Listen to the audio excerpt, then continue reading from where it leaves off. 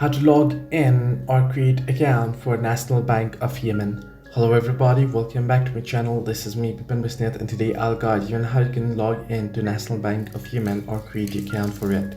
While the process itself is actually pretty simple and pretty easy, so let me guide it through. First things first, what you can do is you can simply head over to your browser on your device, and once you head over to it, you can search in for National Bank Yemen login.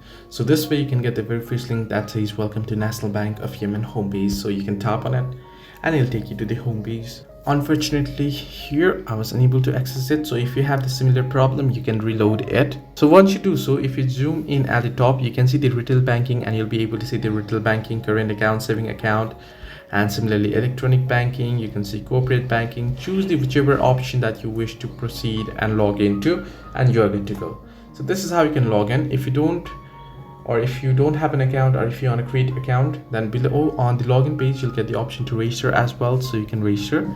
If you want to log in as an employee, you can see the employee login right here as well.